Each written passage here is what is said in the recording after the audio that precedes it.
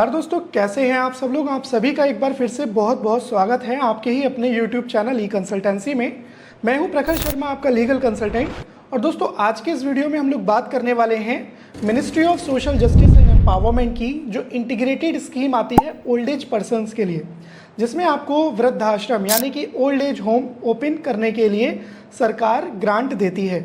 अब अगर आपके पास एक NGO है जो 3 साल पुरानी है, वृद्धाश्रम खोलने या चलाने के लिए इच्छुक है और कुछ सेलेक्टेड जो गैप डिस्ट्रिक्ट्स हैं उन जगहों में आपके पास रेंटेड या आपकी अपनी प्रॉपर्टी अवेलेबल है, ठीक है, या फिर आप लॉन्ग टर्म लीज पर किसी प्रॉपर्टी को एक्वायर कर सकते हैं, वहाँ पर आप अगर अपना वृद्धाश्रम ओपन करना चाहते हैं तो आपके लिए ये योजना बिल्कुल सही है। तो आपको मैं ये बताना चाहूँगा कि जो ministry of social justice and empowerment है वो बेसिकली समाज कल्याण विभाग, जिसको हम लोग जनरली अपने स्टेट में कहते हैं, वो अलग अलग योजनाओं में काम करता है, जैसे कि SC/ST के वेलफेयर के लिए, OBC के वेलफेयर के लिए और वृद्ध लोगों के लिए, है ना। तो अलग अलग सेक्टर्स यहाँ पे होते हैं। तो अभी करेंटली क्या है कि मिनिस्ट्री ऑफ सोशल जस्टिस ने एक स्कीम निकाली है। वैसे ये स्कीम 2021 में एक इंटीग्रेटेड स्कीम बन के आई थी जिसका नाम था अटल वयो अभ्युदय योजना, जिसके बारे में मैंने पहले भी एक वीडियो अपने चैनल पे बनाया हुआ है। आप चाहें तो उस समय का भी वीडियो देख सकते हैं। देखिए, स्कीम बिल्कुल सेम है, norms, conditions A to Z सब कुछ बिल्कुल सेम है, क्योंकि ये 5 ईयर्स की स्कीम होती है, पंचवर्षीय योजनाओं में शामिल होती है। और बेसिकली NGOs के माध्यम से यहाँ पे वृद्ध आश्रम ओपन करने के लिए इसका मेन ऑब्जेक्टिव रहता है। अब देखिए, यहाँ पर डिवाइडेशन किया गया है जो गैप डिस्ट्रिक्ट्स हैं, यानी कि जहाँ पर अभी वृद्धाश्रम खुले नहीं है या किसी कारणवश बंद कर दिए गए हैं, उन जगहों के लिए अभी ये प्रोग्राम आया है जहाँ पे नए प्रोजेक्ट को सेटअप करने के लिए यहाँ पे गवर्नमेंट आपको ग्रांट प्रोवाइड करेगी।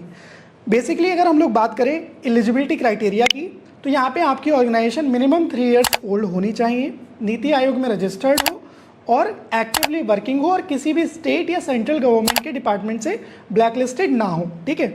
और साथ ही साथ में प्रोजेक्ट की अगर हम लोग बात करें तो प्रोजेक्ट की जो एक्सपेक्टेड रिक्वायरमेंट्स हैं वो ये है कि मिनिमम जो आपके पास स्पेस हो वो 3000 to 5000 या जितना प्लस हो सके वो होना चाहिए। मिनिमम 3 to 5000 तो होना ही चाहिए, क्योंकि अगर हम 50% का ओल्ड एज होम प्रपोज करते हैं तो यहाँ पे पर जो बेनिफिशरी है अप्रॉक्सीमेटली 70 to 80 स्क्वायर फीट आपको उसको एरिया देना पड़ेगा, जहाँ पे उनका बेड या जो भी जनरल फैसिलिटीज़ हैं वो अवेलेबल हों। और साथ ही साथ आपको वहाँ पर स्टाफ, जैसे उनकी पूरी फैसिलिटीज़, पार्ट टाइम डॉक्टर हो गया, मेडिक गियर से रिलेटेड चीज़ें हो गई, खाने का, पीने का, मतलब जो भी डे टू डे उनकी रिक्वायरमेंट्स होती हैं उनको फुलफ़िल करना होता है। इन सब चीज़ों को मेंटेन करने के लिए, चलाने के लिए गवर्नमेंट आपको ग्रांट प्रोवाइड करती है। अब कितनी ग्रांट देती है तो एक्सपेक्टेड मैं आपको बता दूं तो बेसिकली अगर आप 50% के लिए ओल्ड एज होम खोलते हैं तो आपको 60 लाख रुपीज़ की ईयरली ग्रांट मिलती है। ये अप्रॉक्सीमेटेड है, इसमें कम और ज़्यादा हो सकती है अगर आपके बेनिफिशरीज़ कम या ज़्यादा होते हैं तो। लेट सपोज आपके पास 50 बेनिफिशरीज़ नहीं है तो आपका जो ग्रांट है वो अमाउंट कम हो जाएगा, 40 है तो 40 के हिसाब से आएगा। बेसिकली आप प्रपोज करोगे 25 या 50 बेनिफिशरीज़ की कैटेगरी में। अब जहाँ जहाँ पर अभी ये नए प्रोजेक्ट सेटअप होने के लिए, यानी कि जिन डिस्ट्रिक्ट्स में, जिन स्टेट्स में ये प्रपोजल आया हुआ है, मैं डिस्क्रिप्शन में लिंक मेंशन कर दे रहा हूँ। आप देख सकते हैं कि क्या आपका डिस्ट्रिक्ट जहाँ पर आप हैं या फिर जहाँ पर आप प्रपोज करना चाहते हैं, जहाँ पे अपना वृद्धाश्रम ओपन करना चाहते हैं, वो डिस्ट्रिक्ट इस लिस्ट में है या नहीं। सबसे पहली चीज़ ये आपको ध्यान रखना है कि इस प्रोजेक्ट में एप्लीकेशन करने की लास्ट डेट 15 अगस्त 2024 है। हालांकि डेट एक्सटेंड हो सकती है बट अभी कंफर्म नहीं है। जो करंट डेडलाइन है वो 15 अगस्त 2024 की है। अब यहाँ पे डॉक्यूमेंट्स की अगर हम लोग बात करें तो आपकी NGO का registration certificate, bylaws, pan card, ठीक है, आपकी मेंबर्स कमेटी की लिस्ट और साथ ही साथ बजट एस्टिमेट, एक detailed project proposal, last 3 years की एनुअल रिपोर्ट्स जैसे डॉक्यूमेंट्स आपको सबमिट करने होंगे। और साथ ही साथ में आपको जो रेंट एग्रीमेंट है आपके ओल्ड एज होम का, जहाँ पे आप प्रपोज करेंगे या जो भी आपके पास लीज पर, रेंट पर या आपकी अपनी बिल्डिंग अवेलेबल है जिस डिस्ट्रिक्ट में, उसका एड्रेस प्रूफ आपको सबमिट करना होगा। तो दोस्तों, ये आप यहाँ पर इस प्रोजेक्ट में अगर अप्लाई करना चाहते हैं, आप एक वृद्धाश्रम ओपन करना चाहते हैं, तो आप लोगों के लिए यह योजना आई हुई है।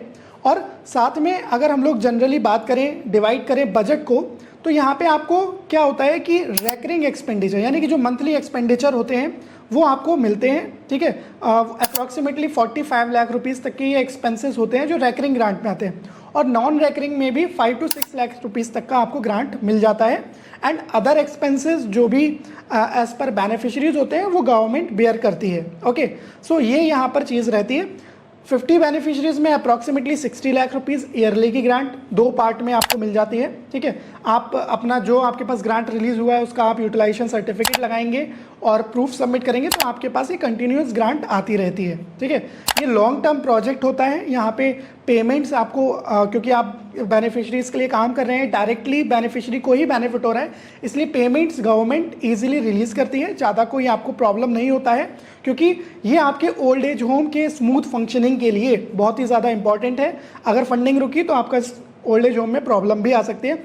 इस वजह से यहाँ पे फंडिंग नॉर्म्स ये सेंट्रली स्पॉन्सर्ड स्कीम है, इसलिए काफ़ी अच्छे रखे गए हैं। साथ ही साथ आपको एक चीज़ का ध्यान देना है कि जो बेनिफिशरीज हैं आपको उनका ध्यान रखना होगा, ठीक है, और प्रॉपर उनको मेडिकेशन जो भी उनकी नीड्स हैं उनको फुलफ़िल करना है अपनी ऑर्गेनाइजेशन के माध्यम से।